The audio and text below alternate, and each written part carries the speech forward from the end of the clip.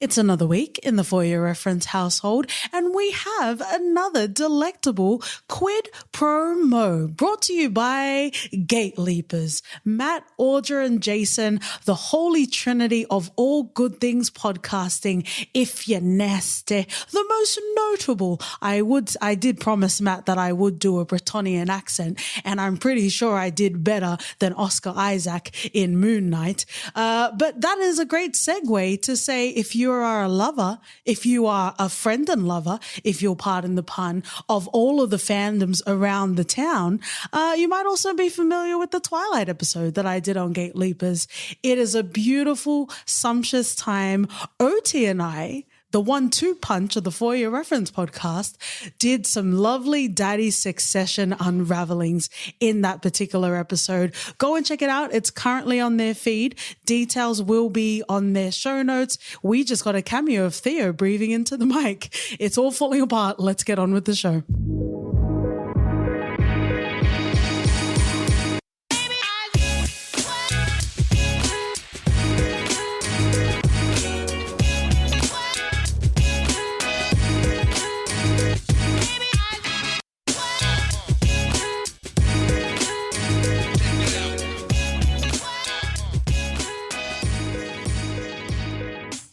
Hey friends and hip-hop lovers, welcome back to the For Your Reference podcast. You got your host Katie and OT. Cue the music for a fight sequence where we will take bets, sign bulletproof paperwork, and order fried rice to throw. Enter the Holy Trinity Confession with Romeo Must Die this week. Woohoo! Off the top, rest in love and peace and power, Aaliyah and DMX. In regards to general stats and information, the most importantly, this is the first fucking Jet Li on this fucking podcast. It is wild. What took us so long, OT? What? I have no idea. I really don't. I think it just took so long to go through a lot of the stuff that we loved. I am a late-in-life Jet Li fangirl, can I just say? So I know we'll get to first impressions, but it's wild. It's wild. Okay. We're getting super nasty. Let's just get into general stats and information. This film, friends and lovers of the For Your Reference podcast listenerdom, we talk a lot about the difference of film and movies, and this is absolutely a film. You non-gendered film bros, come and fucking fight me. Released in March of 2000, it had a budget of $25 million and a worldwide gross of 91 million sweet Jet Li dollars. Better than OT dollary dues. I don't know about that. In regards to cast, of course, Jet Li, rest in love and peace and power, Aaliyah, DMX, Isaiah Washington, may I just say, he grew into his wonderful, beautiful face. Russell Wong, Delroy Lindo, as well as DB Woodside. Wow. I would say I have themes prepared, but it is literally just about wanting to hold Jet Li on my bosoms. Wow. So at least 2. Wow. Well, let's get into first impressions. I'm pretty sure this made quite a rotation in the OT Kenyan Shaw households. So how did you feel about Romeo Must Die? And I guess now that you are a learned film podcast wanker of 3 years, how does it stack up, if it does stack up today, my love? Actually, no. It did make quite a bit of rotation when it came out. You know, it's fucking 2000s, mate. Wild. You had Aaliyah on there, and I think it's the time where the soundtrack had to come out. And then there was so much hype. Yeah. I miss those days. You get so much hype of the music, and then you like Jet Li, Aaliyah. What's not to fucking love? Yeah, DMX in there as well. Yeah. Oh, Delroy Lindo as He's that cool. Washington. You know, they can sit on sidelines for a bit. Yeah. No, but it was all hype. I think I watched this movie a lot. More than Baby Boy? A lot, yeah, probably. Go and check out our episode on Baby Boy, friends and lovers. Also, Anthony Anderson, we didn't mention him, and I think he did take up space in a ridiculous and, I don't know, my 2020s woke PC lens. He was saying some very annoying shit. Yeah. to our wonderful, beautiful Han. Yeah, he did.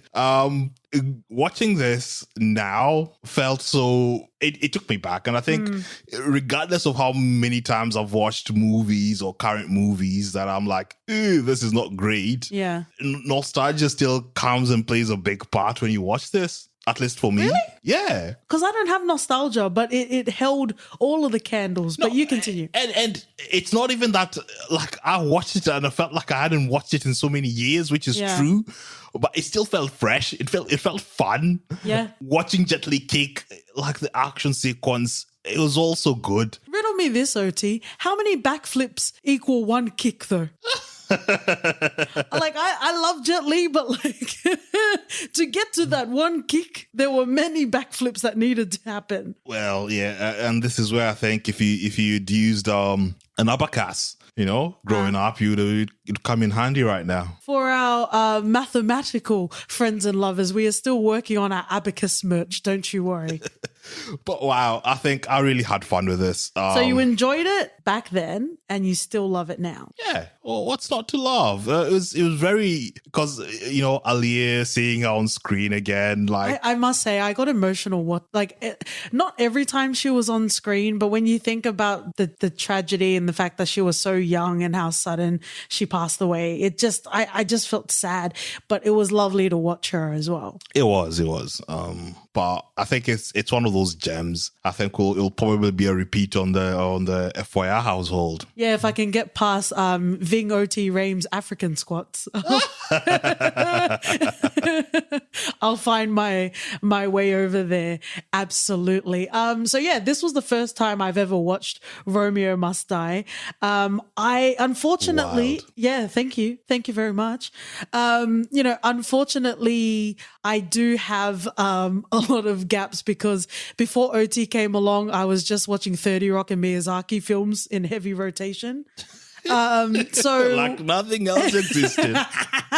Sprinkle in some Colin Firth and you've got a splooshy weekend for me.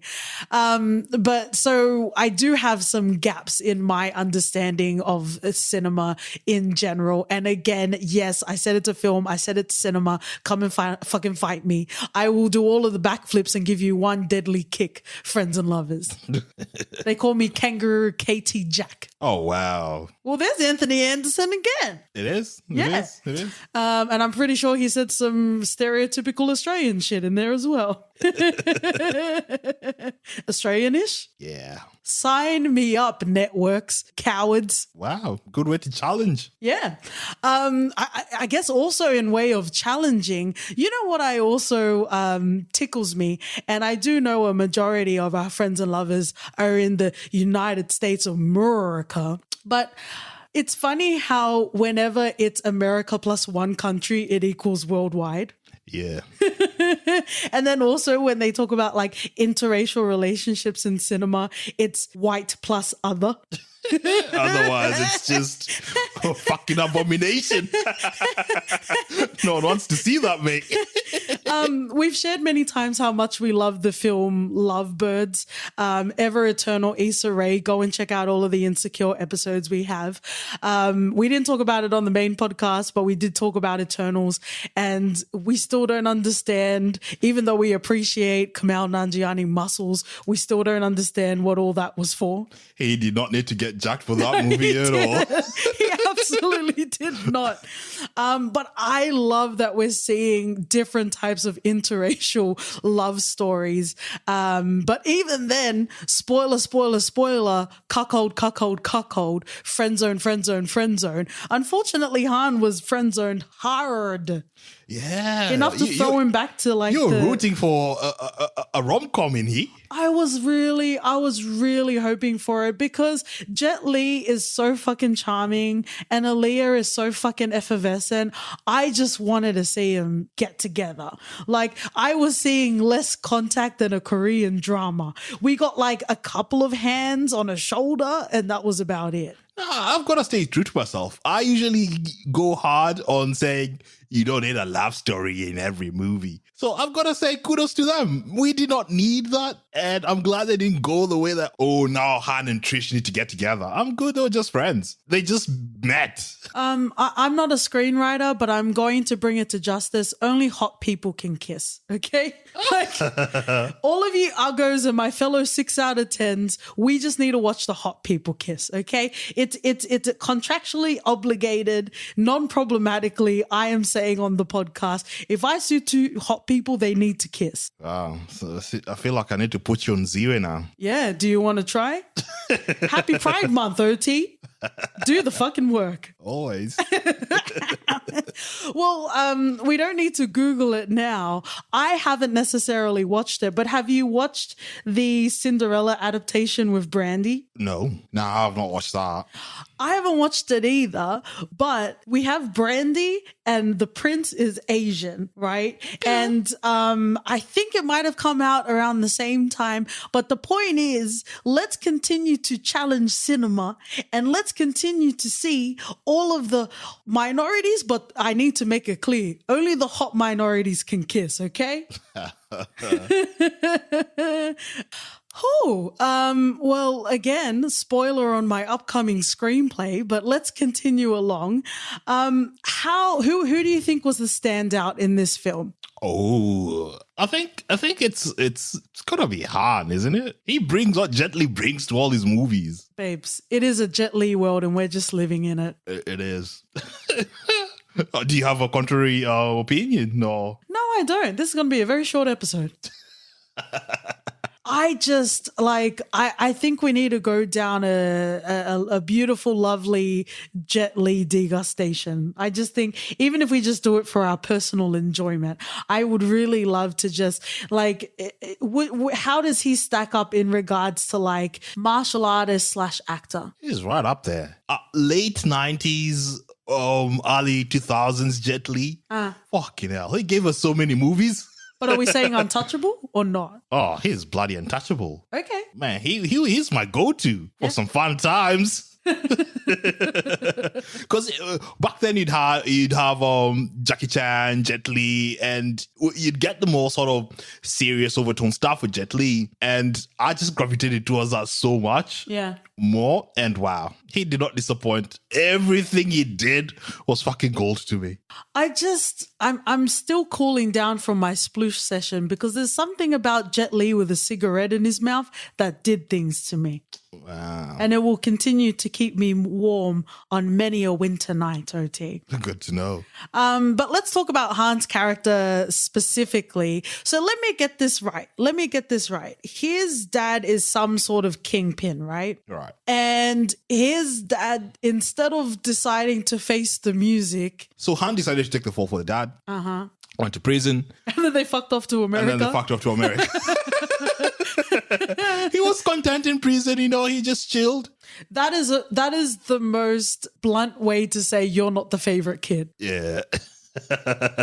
But the dad is fucking selfish and self-serving. Yeah, and they just fucked off. Yeah. And Han was like content knowing that, as long as dad is looking after brother Poe, then it's all good. If I were to have one critique, I would break the fourth wall and say, where did Han get all of his prowess? Like, where did he get all of his skilled sort of combat skills? He had a life before going to jail. No, I get that, but I think because it's Jet Li, we just believe that he could fight like that. And he could escape prison at any time. No, Kai tells him, I'm glad the prison didn't make you soft. I'm like, mate. Yeah, what is that? Kai would not survive. He wouldn't even be an extra on Oz. Nah, he's a good fighter. Kai would. He's a badass. He's just a terrible one-liner. Yeah. So you can tell that they both have the same sort of level of prowess. Han sort of edging him a bit. But you can't take down Kai like that. You reckon? Yeah. There was quite a sustained fight. Mate, fried hands. Yeah. A double hand job. Oh, wow. You're welcome. It's the For Your Reference podcast, motherfuckers. Something I really enjoyed about this film is, you kind of need to inform what the tone will be in regards to a film, just so we know if we're really going to go all the way ridiculous. And I think the fact that they had enough substance from like a storyline point of view, I think that really kept me going, because obviously there's star power. Obviously, there are some great performances in this film. There are a lot of fun fight sequences, I would say as well. But I really like that the premise was set up that you've got a really annoying but doesn't deserve to die brother in Poe. Because you just have those rapscallions that like to cause shit, right? Yeah. Especially, I guess nepotism is the capital letter right there.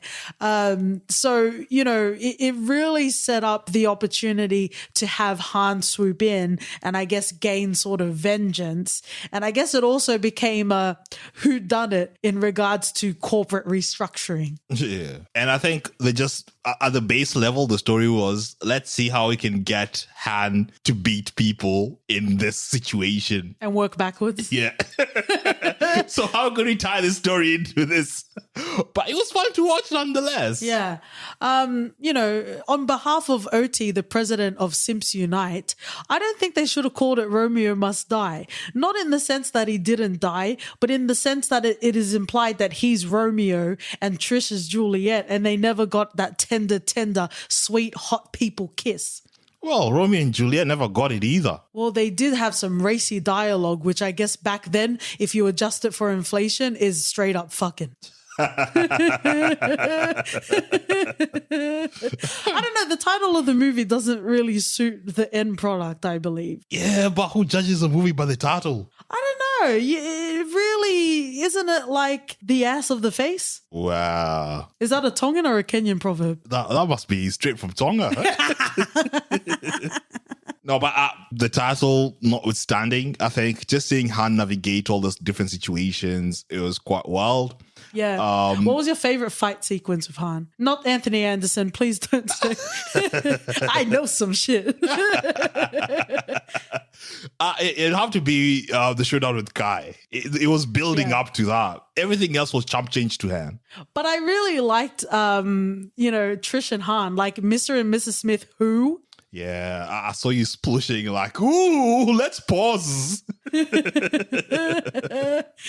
Noshka, upskirt of the wind, who? I prefer that than seeing Brad Pitt and Angelina Jolie go about it. But again, see, I'm also a late in life Brad Pitt lover, but only in Inglourious Bastards. Okay. I guess while we're also here to round it out, I'm also a late in life Hugh Grant lover, but only in Death to 2020 and Death to 2021. Oh, wow. So he didn't do anything for you in Bridget Jones? The court rests, Your Honor.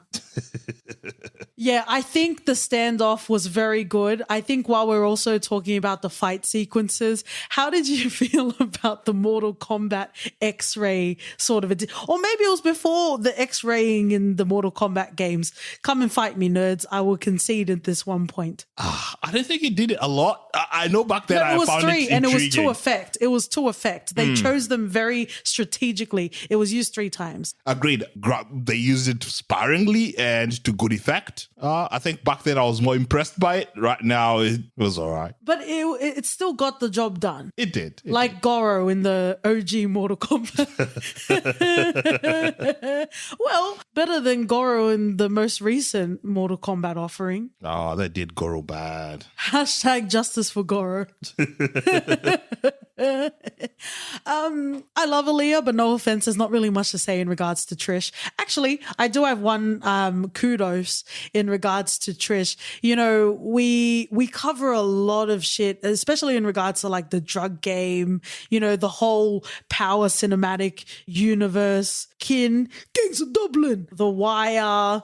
You know, we cover so much in regards to the drug game and also power dynamics like Succession, for example. But there is a whole dynamic of a child morally objecting to the way that their parents like came into wealth, but also continuing to suck on the teat of corporate capitalism. So I kind of respected the fact that Trish, you know, she's like, nah, I'm just going to go work in this store. Yeah, but I asked you this question when you brought it up. Why? How the fuck did she own her own store? Did that just fall like manna from heaven? Say the word female again. No, I just want to know if you're for women. For women ownership, that's all. No, we also say, and I'll grant you this, that just because we watch a lot of shit, a lot of wealthy black people in cinema have to explain their own wealth. Yes. Oh, I grinded it out when I was a kid. Our kind of people, Yeah. ABC, yes. We don't need to know the backstory. So, okay, maybe Trish did some things to get her money and get the store. Well, this is a beautiful callback and a lovely reference tying of the bow. That's why you have white and other race, because it gets too confusing, and the everyday viewer will be too busy trying to answer, hang on a second, other races can fuck each other? And it's not in a seedy incognito search? Only categories in Pornhub, mate. The true frontier of activism. Only tans if you're nasty. Wow. Is there anything you want to say aside from nepotism buying the store about Trish? She was so good, I think. Are you sure? Did a demon possess you in the last couple of minutes? Wait, because I questioned how she owned the store. All right. Well, it seems it's not just the average viewer that questions black wealth, right, OT? Whoa. Mate, you're coming hard. All I said was you can't disassociate her from her father because she's young. She owns her own store. We don't know how she got to own that store. I'm assuming part of her bloody funding comes from the dad, regardless of whether or not she wants to admit it. We're going to scrap the abacus for your reference merch, and we're going to get OT shovel approved for your reference merch. No, but it was good seeing Aaliyah. She was really good in this. Oh, and she's like such a beautiful spirit. Let's move on. Let's talk about Isaac. I thought this was interesting, and I kind of wish it was explored again. See, we were going to have a light film, and I'm bringing my Katie Wanky monocle right now. I want to talk about Isaac and the concept of building wealth, which OT kind of 60-minuted himself, if you're nasty. But the idea of Isaac going legitimate, and not just going legitimate, trying to occupy and also have a piece of the pie in a predominantly white space, NFL in this case. What were your thoughts on that? Obviously, Stringer Bell comes to mind. Yeah, true. Like, to every stringer, you have your Avon. You have someone who's like, I just want the streets. I want cash in the bank, and that's it. Ghost and Tommy. Yeah.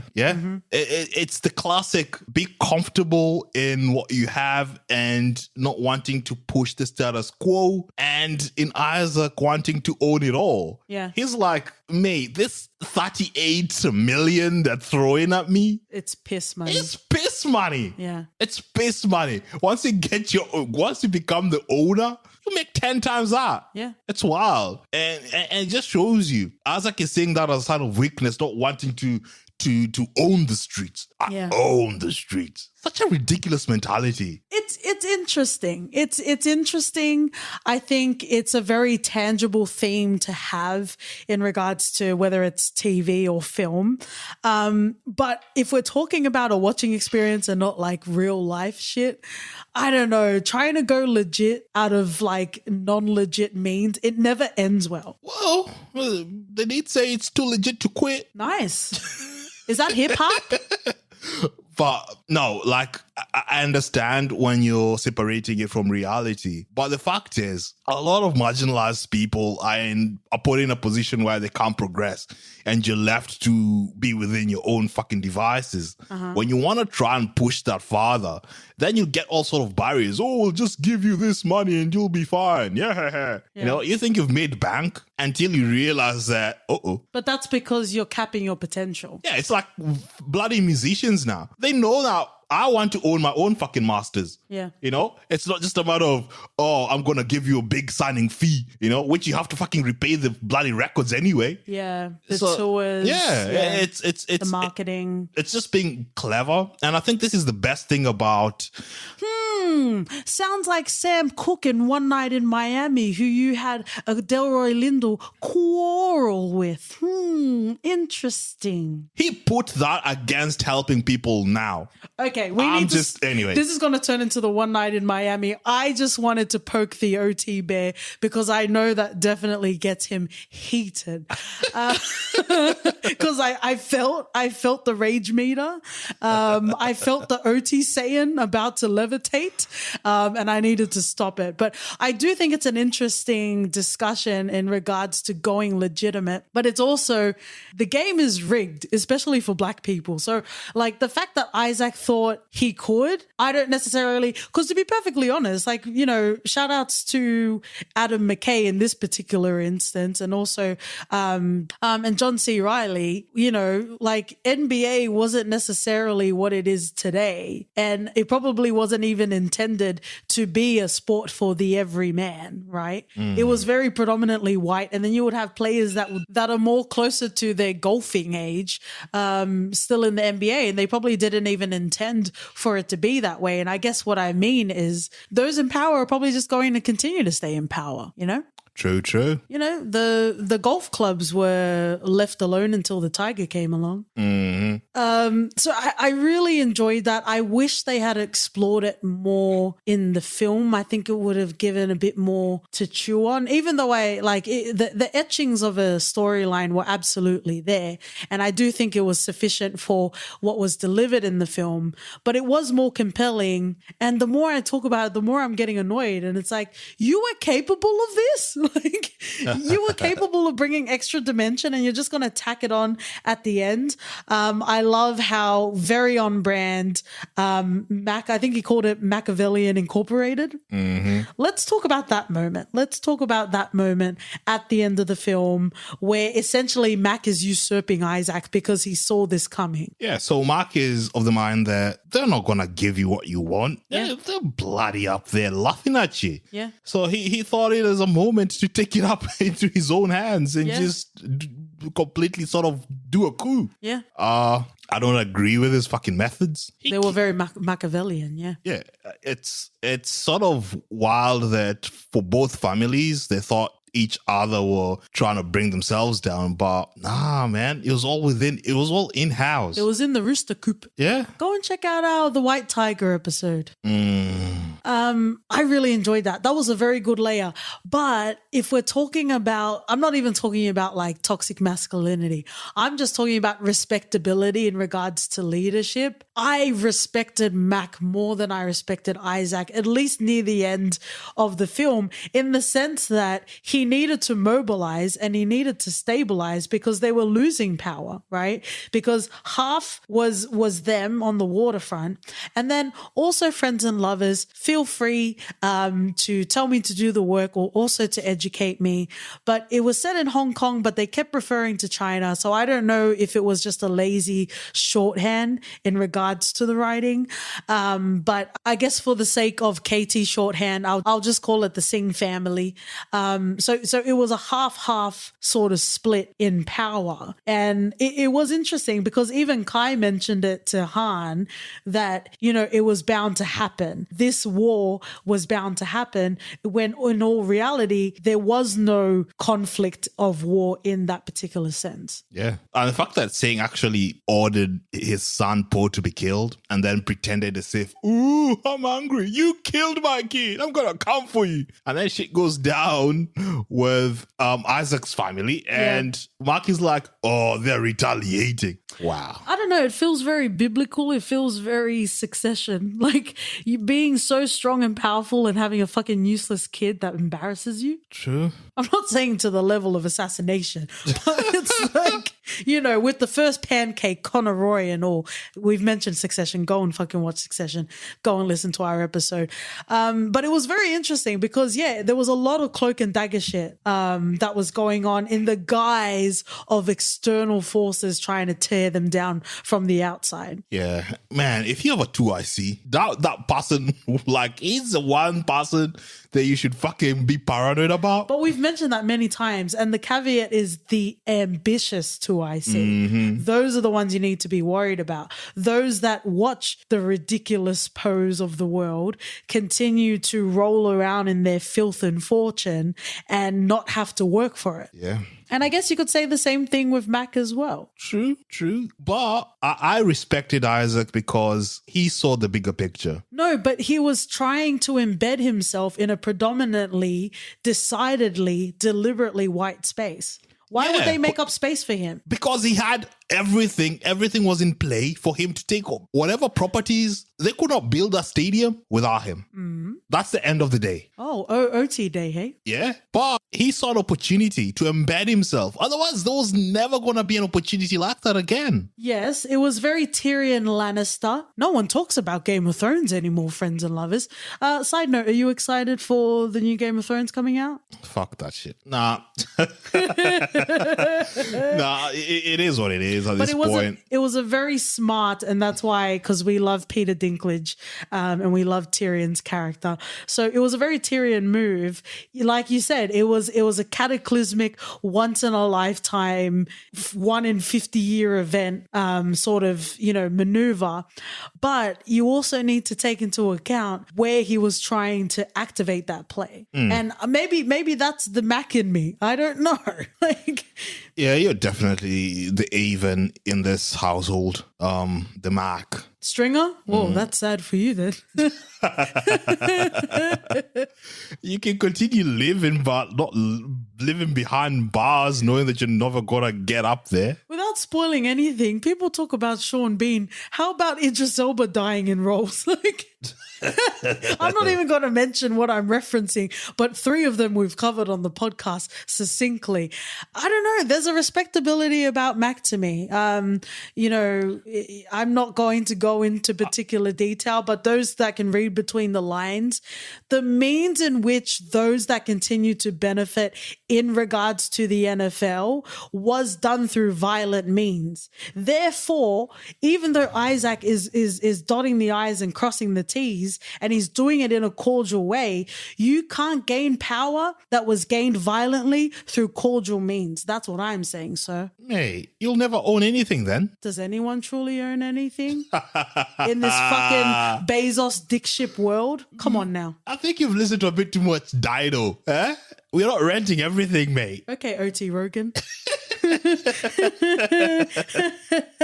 You've got to be on Isaac's side of this. Otherwise, what's the point? You're praising him in isolation. You're not praising him specifically in this situation because it's a lose-lose for him. What is he losing by being part of the owner? What is he losing exactly? Yeah, but also there are many parts of chess, my loose friend. What is an owner? LUCE. Shout out to Kelvin Harrison Jr. Go and listen to our loose episode, friends and lovers. But what I'm saying is he should have considered all angles. Yes, it would have been great for him to be embedded in the NFL. But again, we talked about the ambitious 2IC who was Mac. He left that gap and Mac ran it straight to him. You're ridiculous. You are ridiculous. I think Isaiah Washington is, as the person, is clouding your judgment on who Mac is, the character. Hey man, I'm just saying there are reasons why I win Settlers of Catan against you many times. You've won once, mate. Years of playing, once, it does not equate to many. But also, I will reference the Harder They Fall episode because you're here, you're Issa Rae all for black people, but you don't realize that there are layers within the black community and some want to see you fail. Don't you remember when Mac was talking? We'll get to that later after we've dealt with external forces. Ooh, very nice. OT in the metaverse, if you're nasty. But when Mac was talking to one of the fellas, that was a crab fisherman, I guess you would call him, or a crabberman. Wow. I think that's what OT's subreddit is called, right? In the simp section. No, but like he was talking about, the crabs, whenever one of them is almost out of the bucket, they pull him back down, right? But in this case, he's doing the pulling back down. That guy owned his property. He was making his own money. He was paying for his, he had a business. He's an entrepreneur. He come, Isaiah Washington, just for his fucking self-interest, trying to pull him down and being like, oh, I'm going to shoot you. You're going to be with these crabs. Nah, man. Crabs to the face, man. This is why I had an issue with you praising Belly so much, because... Whoa, hey, whoa. No, in there we had a character portraying and pretending as if he's for the people. Otto. And he was not. Just like Mark isn't for the black people. He's not. He's for himself at the end of the day. I can't say I'm surprised that we got Hotep OT on this podcast.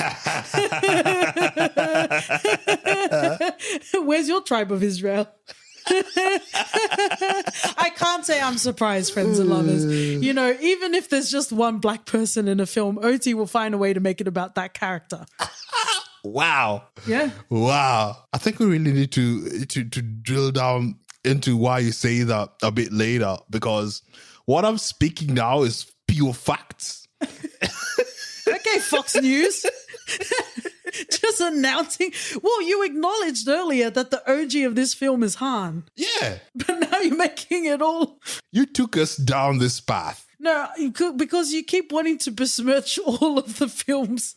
And Belly, for example, you're not coming for my Belly today, tomorrow, forever, sir. You are not doing it, and this is the wrong type of hype.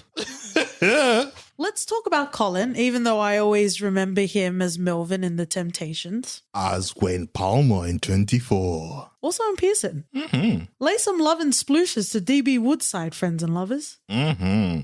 What do you think about Colin's character? He wasn't as spoiled as Paul. I think he had a better grasp on bloody reality, on what he wanted to do with his life, on what he wanted to do business-wise. And I think the promise that Isaac had for Colin was quite clear, especially his hands would be clean, essentially. Yeah, he wanted to run it legit. He wanted to, even when just before they died, he was talking about all the plans that they had and how they're gonna build this empire. A very considered response, OT. However, I would say Colin wasn't really given a chance in regards to getting to know who his character was. Agreed.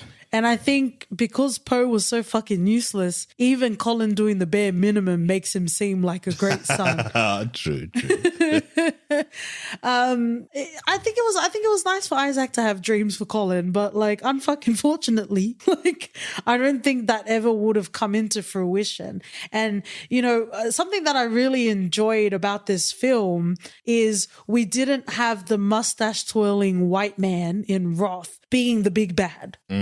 I really like how inadvertently, maybe deliberately, this kind of became a self-reflection of you and your own. Yeah. I really enjoyed it. And even the power play that was definitely leveraged by Kai and Mac, this is absolutely, an intelligent film. It's also hip hop. Mm-hmm. We didn't really get to talk about DMX. But again, go and listen to our Belly episode.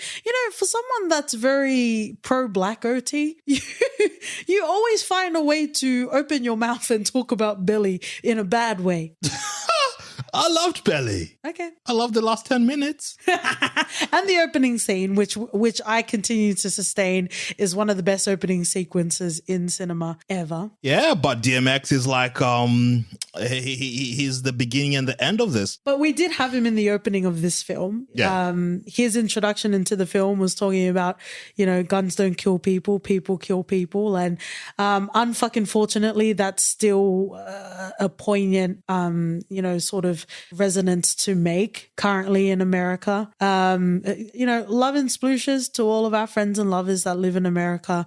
I guess it's a cultural thing. I will never really understand the whole gun thing. But also at the end of this film, like, it got ridiculous. Everyone had a gun, even to the point where it wasn't even a fucking like briefcase. It was a fucking gun that was housed in a case, I suppose. And it got all Scarface up in that bitch. And I'm like, okay, yeah, I forgot this was America. Like, yep. Like all of the guns. Did you think I had papers in my briefcase like a pleb? Yeah. And I guess it's like we're so fucking digital now, but he was really fighting for those papers. Mm-hmm. I really loved that DMX was in the film. Obviously, every dog needs a bitch, or every OT needs a KT bitch. Yeah. Is there anything else you want to say before we wrap up, my love? Shout out to Grace Spark. Oh, do you mean the credited Asian dancer, but not Jennifer Wong, because she's also credited as Asian dancer? Yup. Let me find out you have a Grace Park section in your Crabberman subreddit. Doesn't everyone? Stop telling us about your web searches, bro. Ooh. Thank you, friends and lovers, for joining us on a nasty and very OT episode in the For Your Reference podcast. We're going to finish off in a segment we call For Your Reference. OT. I'm going to reference Queen of the Damned. Nice. That's something else I need to add to my list. Mm-hmm. I will continue to add this to my list. Mm-hmm. Belly. Wow. Motherfucker. OT's favorite rapper, second to J. Cole. Don't even get me started. If you'd like to join an OT hosted J. Cole listening party on Twitter and Instagram, we're at ForYourFPod. Write us an email at hello@forpodcast.com. We're also on Jet Li is Always Welcome in My Bosoms podcast if you'd like to leave a rating and review. And we'll see you guys next week. See ya. Bye.